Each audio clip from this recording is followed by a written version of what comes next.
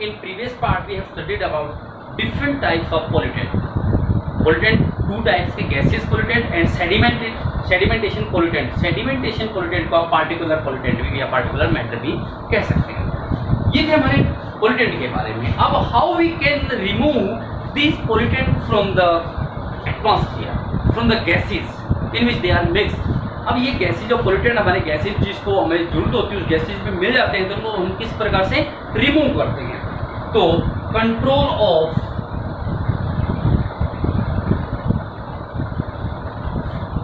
Pollutant, there are two methods by which we can remove the pollutant from harmless gases. There are methods by which we can remove the pollutants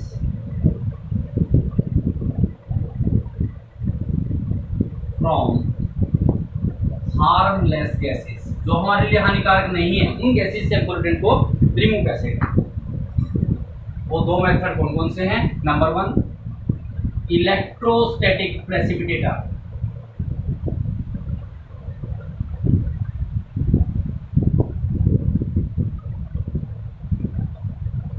electrostatic precipitator and second one is scrubber.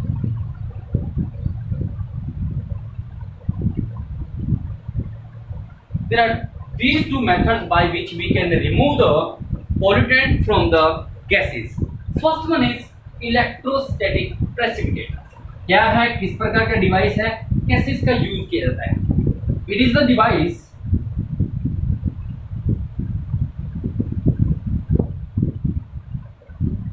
which remove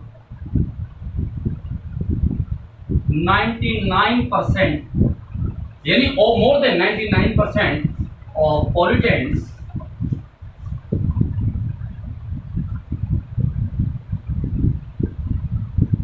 from the exhaust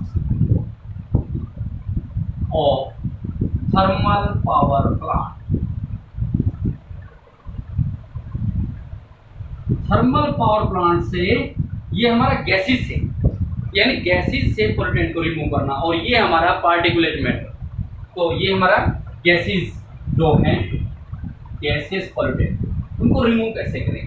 तो gases के अंदर हमारे thermal power plant से जो pollutant arise होते हैं जो remove exhaust release किए जाते हैं वो हमारे गैसेज में मिक्स होते हैं. तो इस डिवाइस के द्वारा more than 99% pollutants can be remove from which are exhaust for the thermal power plant. होता क्या है ये, इसमें इलेक्ट्रोड बनाए जाते हैं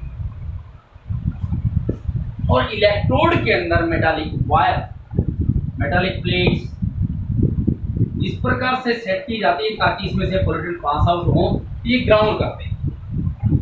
ये है मेटालिक प्लेट.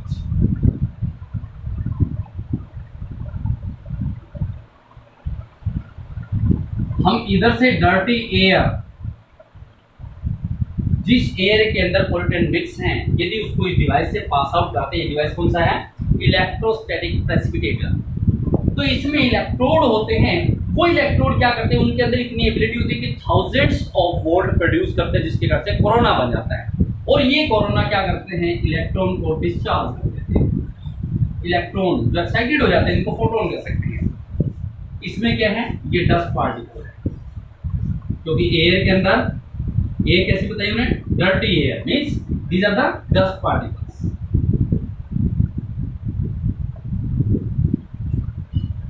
ये डिस्चार्ज इलेक्ट्रॉन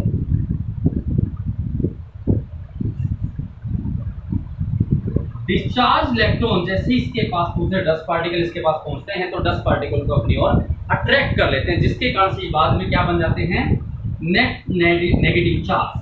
तो बाद में क्या बन जाएंगे, नेट नेगेटिव चार्ज. और जब net negative charge in plate से मेटालिक प्लेट से पास आउट होते हैं तो प्लेट क्या करती है, इनको ग्राउंड कर देती है, ग्राइंडिंग कर देती है. लेकिन एक चीज याद रखी जाती है, यहाँ से एयर का जो इंटेंसिटी होती है, वेलोसिटी होती है, बहुत लो रखी जाती है, जिसके कारण से डस्ट पार्टिकल इसमें पास आउट हो, तो ये मेटालिक प्लेट को ग्राइंड कर दें और डस्ट पार्टिकल यही फॉल ऑफ इधर से हमारी आपकी pure air pass out. This is the electrostatic precipitate. The first आपकी हेयरिंग ना, it is the device which remove 99% of pollutant from the exhaust of thermal power plant. उसके बाद क्या लिखेंगे, the electrodes which maintain thousands of volt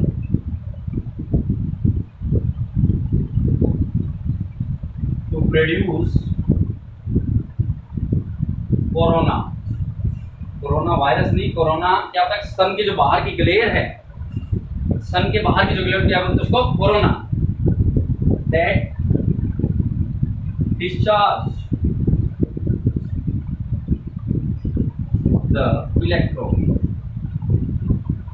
ये electron को discharge कर दे, कौन, इलेक्ट्रॉन। इतनी high thousands of volt produce करते हैं जिसके कारण से कोरोना बन जाता है, कोरोना से डिस्चार्ज इलेक्ट्रॉन हो जाते हैं। ये डिस्चार्ज इलेक्ट्रॉन जब डस्ट के संपर्क में आते हैं, डस्ट पार्टिकल को अट्रैक्ट कर देते हैं, form net negative charge. Then these electrons attract the dust particle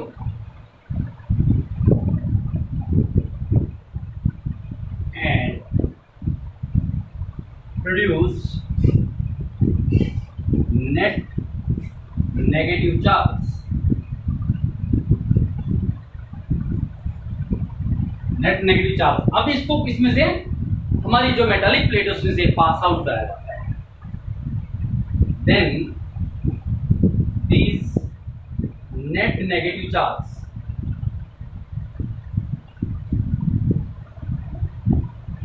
particles are passed through the metallic plate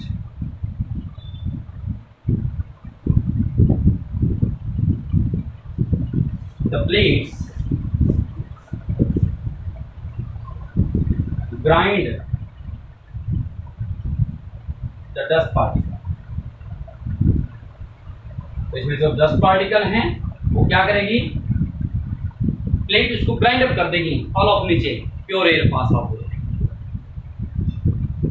it is clear, clear that कैसे का, इट इज वेरी इंपॉर्टेंट। आप क्लियर दैट क्या है, important. The velocity of air always keep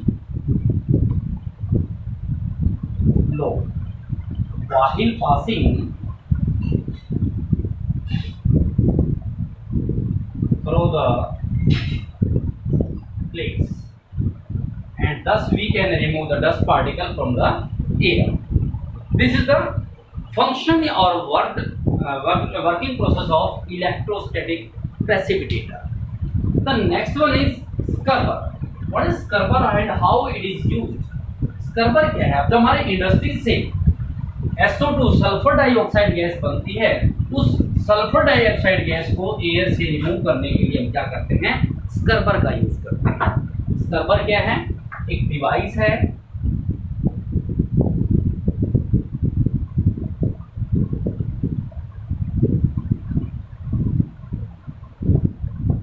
limestone plus water spray।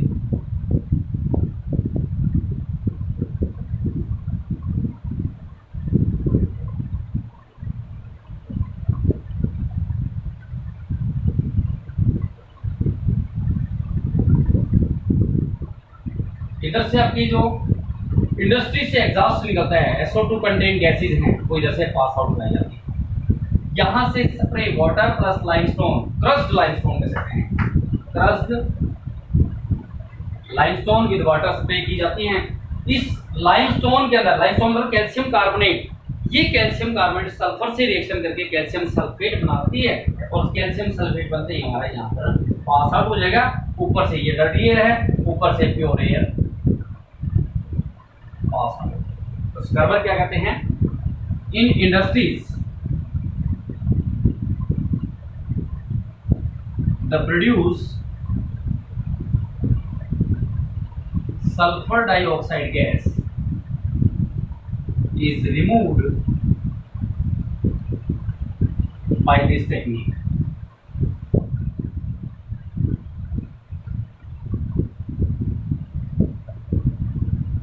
इस technique के द्वारा हम जो सल्फर डाइऑक्साइड जो इंडस्ट्री से प्रोड्यूस की जाती हैं उनको एयर में जो मिक्स है उसको हम रिमूव कर सकते हैं। The spray of trust, limestone and water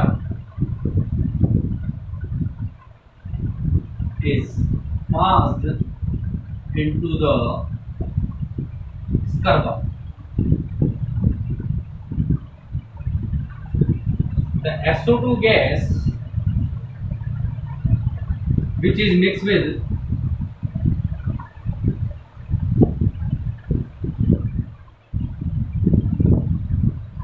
the exhaust from industries is also passed कर सकते हैं into the scrubber. The limestone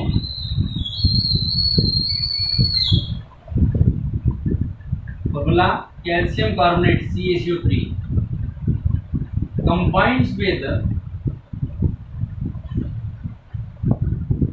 SO2 sulphur dioxide gas से मिक्सअप हो जाता है and produce calcium sulphate.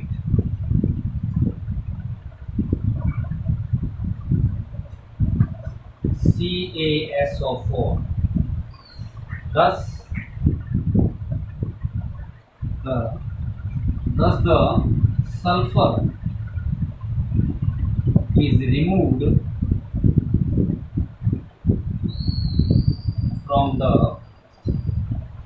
mixed gases. Calcium sulphate fall of नीचे हो गया, हमारी प्योर एयर बाहर पास आउट हो। This is scrubber process. ये था हमारी दो टेक्निक। एक तीसरी टेक्निक के द्वारा भी हम पोल्यूटेंट्स को रिमूव कर सकते हैं। ऑटोमोबाइल जो है हमारे व्हीकल जो हैं, इस व्हीकल्स में पहली बात तो जो हम पेट्रोल डीजल यूज करते हैं लीडलेस, बिना लीड वाला होना चाहिए, क्योंकि लीड जो होती है जो इसमें लेड प्रेजेंट है वो लेड रिएक्शन नहीं करती, जब इसको डिकम्पोज नहीं किया जाता, ऑक्सीडाइज नहीं होती। इसलिए हमारे ऑटोमोबाइल्स व्हीकल के अंदर एक कन्वर्टर लगा देता है। कन्वर्टर जो कि एक बहुत ही एक्सपेंसिव मेटल से बना होता है, पैलेडियम है, प्लेटिनियम है, रोडियम से बना होता है। ये कन्वर्टर क्या करता है, ये उसमें प्रोड्यूस होने वाले जो हाइड्रोकार्बन्स है उस हाइड्रोकार्बन को ऑक्सीडाइज करके कार्बन डाइऑक्साइड एंड वाटर में, मान लिया थोड़ी सी कार्बन मोनोऑक्साइड बनती है उसको भी ऑक्सीडाइज करके कार्बन डाइऑक्साइड में चेंज कर देता है। यदि आपके पेट्रोल और डीजल के अंदर लेड होता है तो वो लेड कन्वर्टर को इनेक्टिव बना देते हैं। इसलिए हमेशा पेट्रोल और डीजल हमारा लेडलेस होना चाहिए। We can use automobiles, we use automobile कर दीजिए। In this automobiles, in these automobiles, the fuel, petrol and diesel are used leadless. Here, in automobiles, a converter which is made up of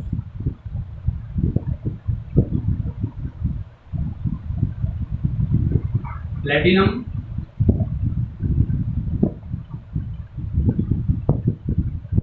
palladium और rhodium metal. This converter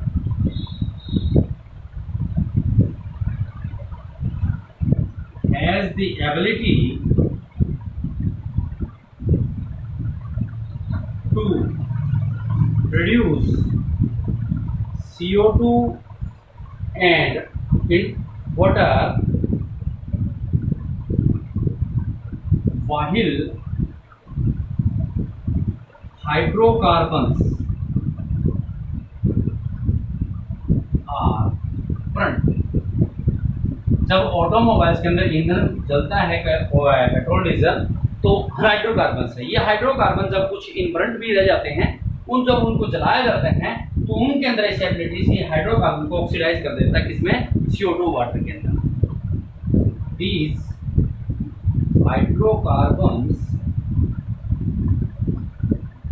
are oxidized and change into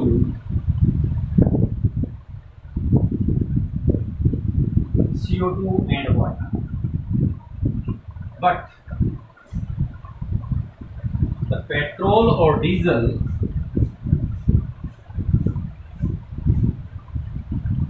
with lead, यदि आप petrol diesel जिसमें lead present है उसका use करते हैं तो ये लेड क्या कर देता है, कन्वर्टर को इनएक्टिव कर देता है, जिसके कारण से ये प्रोसेस नहीं हो पाएगी। ये प्रोसेस नहीं हो पाएगी तो पोल्यूटेंट में का अराइजेस ज़्यादा बढ़ जाएंगे, विच इनएक्टिव द कन्वर्टर को इनएक्टिव कर देते हैं। Therefore, we always use petrol and diesel in our automobiles, which is leadless. Clear? So this is the property. Next, then the next process is how we can preserve air pollution. ये process थी हमारे preserve करने की, लेकिन इसके लिए Indian government ने air control and preservation act लागू किया, स्टार्टिंग किया था 1981 के अंदर, लेकिन इसमें अमेंडमेंट किया गया 1987 में। अमेंडमेंट क्या जोड़ा गया इसमें, नॉइज पोल्यूशन को भी जोड़ दिया गया।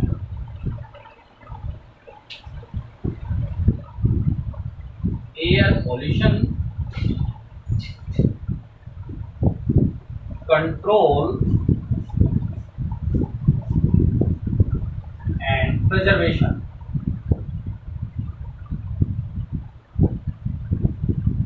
The Indian government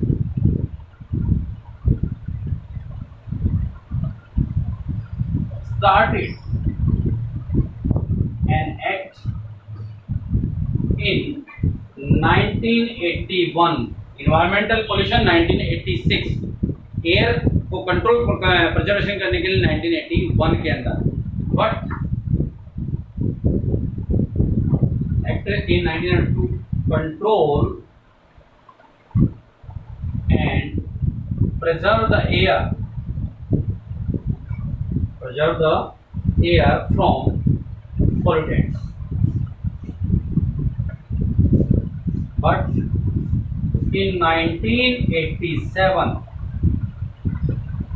the next amendment, इसमें संशोधन किया गया, was to add noise pollution also, यानी एयर पोल्यूशन के अंदर 1981 में एयर को कंट्रोल प्रिजर्व करने के लिए पोल्यूटेंट से एक्ट लागू किया गया, लेकिन उसका अमेंडमेंट किया गया 1987 के अंदर, जिसमें एयर पोल्यूशन में क्या जोड़ दिया गया, noise pollution. What is noise pollution? The sound which is unbearable, which is unpleasant two year, जो हमारे कानों के लिए अच्छी नहीं है, सुनने योग्य नहीं है, दैट इज कॉल्ड नॉइज। और वही यदि बीरेबल हो तो हम उसको क्या कहेंगे, म्यूजिक। तो noise pollution.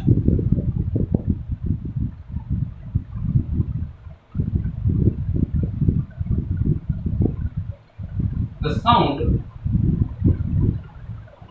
which is unpleasant, unbearable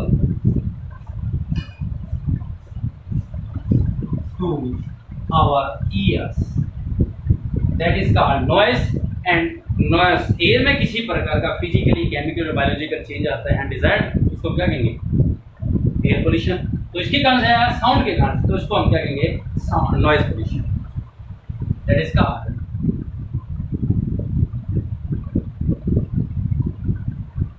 noise pollution.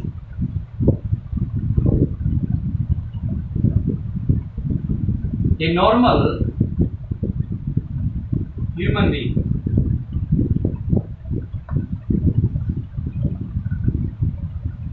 has the ability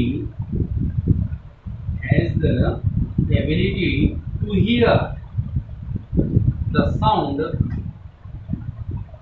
which has,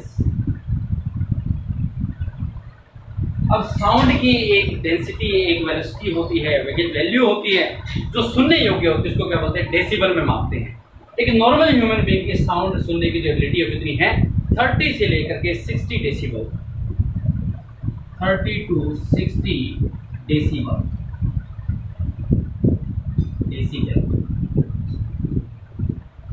sound की जो यूनिट है वो मेजरमेंट करता है साउंड मीटर के द्वारा, उसकी यूनिट क्या है? डेसिबल। तो एक नॉर्मल ह्यूमन बॉडी की जो हियरिंग कैपेसिटी कितनी है? 30 to 60। और यदि यही 80 डेसिबल से ज़्यादा होती है तो क्या कहलाएगी? Noise pollution. If this value increase to 80 decibel then it makes the noise pollution. ये था हमारा नॉइज पोल्यूशन। अब नॉइज पोल्यूशन, यदि कोई व्यक्ति 150 डेसिबल के अंदर कुछ समय के लिए भी रह जाता है, जैसे स्पेस एरिया छोड़े जाते हैं, रॉकेट छोड़े जाते हैं, तो वहां पर साउंड की वैल्यू बहुत ज़्यादा होती है यहाँ पर, और साउंड की यहाँ पर इतनी वैल्यू होती है कि 150 डेसिबल से कुछ समय के लिए आदमी परमानेंटली इम्पेयरिंग हियरिंग एबिलिटी हो जाएगी, मतलब परमानेंट इम्पेयर्ड हो जाएगा, बहरा हो जाएगा। नॉइज, if the person, कर दीजिए, if the person can stay for a while in 150 decibel sound, then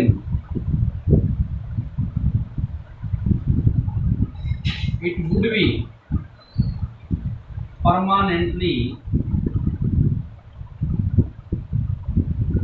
impairing hearing ability।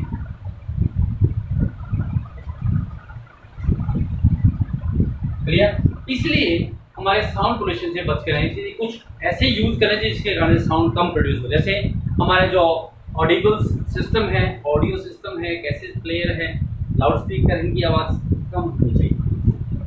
जो क्रैकर्स हैं, बम वगैरह हैं, हम दिवाली पे पटाखे वगैरह जलाते हैं, क्रैकर्स वगैरह हैं, उनकी साउंड की एबिलिटी भी एक गवर्नमेंट के द्वारा निर्धारित कर देनी चाहिए। हमारे पास ऐसे मटेरियल हो जिनमें साउंड एब्जॉर्ब करने की कैपेसिटी हो, साउंड एब्जॉर्बर मटेरियल का यूज करना चाहिए। ईयर मफ, कानों के अंदर हमारे ईयर मफ वगैरह लगा देनी चाहिए, जिस पर जहाँ हम ज़्यादा साउंड में रहते हैं, फैक्ट्री वगैरह इंडस्ट्रीज हैं, ना साउंड ज़्यादा होती है। एक और भी चीज़ है muffler tree, green muffler tree value भी कर सकते हैं। मफलर ट्री सड़क के दोनों ओर आपने देखा होगा, आपको बहुत कम, पहले बहुत ज़्यादा पेड़ लगाते हैं, नीम और Ashoka. Ashoka and neem trees both are known as muffler trees. Muffler trees, ये भी नाम आ जाए, what are muffler trees? The trees which has the ability to absorb the sound, जिसके अंदर साउंड को एब्जॉर्ब करने की कैपेसिटी होती है, those trees are called muffler trees. कौन कौन से? Neem and Ashoka. These are the property of to absorb the sound। Clear? तो ये आपकी प्रॉपर्टी थी, कैसे साउंड नॉइज को भी, कैसे नॉइज जो है एयर को पोल्यूट करता है, कितनी एबिलिटी होनी चाहिए, उससे ज़्यादा होते क्या होगा। 150 के अंदर जहाँ स्पेस जेट रॉकेट्स द्वारा लॉन्च किए जाते हैं, वहाँ पर एबिलिटी साउंड कितनी हो जाती है। तो इस प्रकार की साउंड में नहीं रहना चाहिए। क्यों? Otherwise permanently impairing hearing ability can be produced. Clear?